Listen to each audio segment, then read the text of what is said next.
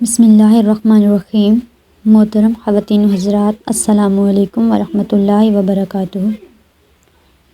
حضرت سلیمان علیہ السلام اور حضرت داؤد علیہ السلام کا بہت ہی پیارا واقعہ۔ ویڈیو شیئر کرنے سے پہلے ہمارے یوٹیوب چینل کو سبسکرائب کریں، شکریہ۔ حضرت سلیمان علیہ السلام کو اللہ تعالیٰ نے آپ کو فیصلہ کرنے کی زبردست صلاحیت عطا فرمائی تھی۔ سورۃ الانبیاء آیت نمبر 27 ہے۔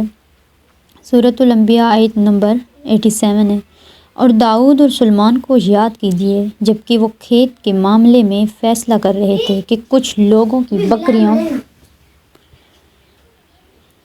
اور داؤد اور سلیمان کو یاد کیجیے جبکہ وہ کھیت کے معاملے میں فیصلہ کر رہے تھے کہ کچھ لوگوں کی بکریاں اس میں چر چکی تھیں اور ان کے فیصلے میں ہم موجود تھے۔ ہوا یہ کہ دو آدمی ہمسائے تھے، ان میں جھگڑا ہو گیا۔ ان میں سے ایک کے پاس کھیت تھا، اس میں اس نے فصل بو رکھی تھی۔ دوسرے کے پاس کچھ بکریاں تھیں۔ بکریوں کا چرواہا رات کے وقت دیوار والے دروازے کو بند کر دیتا تھا تاکہ بکریاں نکل کر فصل کو نقصان نہ پہنچائیں۔ ایک دن وہ دروازہ بند کرنا بھول گیا۔ بکریاں کھیت میں آ کر چرنے لگی، فصل خراب ہو گئی۔ دونوں داؤد علیہ السلام کے پاس آئے، اپنا مقدمہ پیش کیا۔ داؤد علیہ السلام قاضی بھی تھے۔ اس وقت سلیمان علیہ السلام کہہ گئے تھے۔ سلیمان علیہ السلام کہیں گئے ہوئے تھے۔ داؤد علیہ السلام مقدمہ سن کر کہنے لگے، یہ بکریوں والے کی سستی کا نتیجہ ہے۔ اس کا حل یہی ہے کہ وہ تیری بکریاں اپنی تحلیل میں لے لے۔ دونوں قریب باہر نکلے تو سلیمان علیہ السلام سے ملاقات ہوئی۔ انہوں نے تفصیل سن کر فرمایا، میرے ساتھ آؤ۔ وہ انہیں داؤد علیہ السلام کے پاس لے آئے اور بولے، اس مقدمے کا اس سے بہترین فیصلہ یہ ہے کہ یہ بکریاں زمین والے کو دے دیں اور زمین بکریوں والے کو۔ جب بکریوں والا زمین کو پہلی حالت میں اگا دے گا تو اب دونوں کی چیزیں انہیں لوٹا دیں۔ اس دوران کھیتی کا مالک بکریوں کے دودھ سے فائدہ حاصل کرتا رہے گا۔ یہ فیصلہ زیادہ بہتر ہے۔ اس لیے بکریوں والا اپنی بکریوں سے بالکل محروم نہ ہوا اور کھیتی والے کا نقصان پورا ہو گیا۔ یہ فیصلہ آپ کو اللہ تعالیٰ نے سمجھایا تھا۔ اللہ تعالیٰ سورۃ الانبیاء آیت نمبر 89 میں فرماتے ہیں کہ ہم نے اس کا صحیح فیصلہ سلیمان کو سمجھا دیا۔ ہاں، ہر ایک کو ہم نے علم و حکمت سے نوازا تھا۔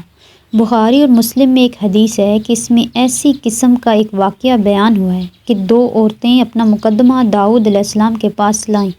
دونوں کو اللہ نے ایک ایک بچہ دے رکھا تھا۔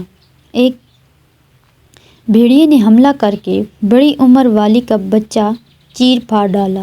عورت کا بڑی عمر والی کا بچہ چیر پھاڑ ڈالا۔ اس عورت نے چھوٹی عمر والی کا بچہ چھین لیا۔ یہ میرا بچہ ہے۔ داؤد علیہ السلام نے دیکھا بچہ بڑی عورت کے پاس ہے تو اس کے حق میں فیصلہ دے دیا۔ سلیمان علیہ السلام نے داؤد علیہ السلام سے اجازت چاہتے ہوئے کہا، کیا میں اس مقدمے کا فیصلہ کر سکتا ہوں؟ انہوں نے اجازت دے دی۔ سلیمان علیہ السلام نے عورت سے کہا، بچہ مجھے دے دو۔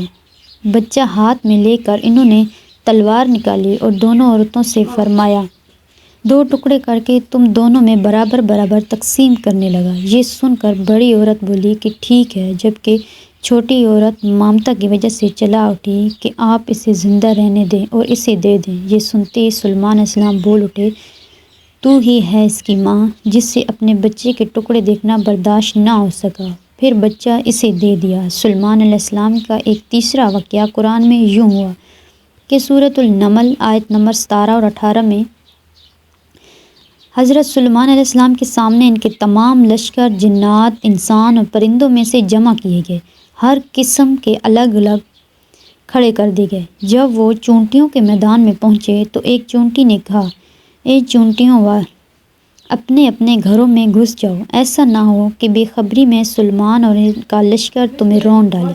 ان تمام لشکروں کو اکٹھا کیا گیا تھا۔ اللہ تعالیٰ نے چونٹیوں کی یہ بات سلیمان علیہ السلام کو سنوا دی۔ سورۃ نمل آیت نمبر 19 میں ہے کہ اس کی اس بات پر سلیمان مسکرا کر ہنس پڑے اور دعا کرنے لگے کہ اے پروردگار، تو مجھے توفیق دے کہ میں تیری ان نعمتوں کا شکر بجا لاؤں جو تو نے مجھ پر انعام کی ہیں، اور میں ایسے نیک اعمال کرتا رہوں جس سے تو خوش رہے، اور مجھے اپنی رحمت سے نیک بندوں میں شامل فرما۔ آمین ثم آمین۔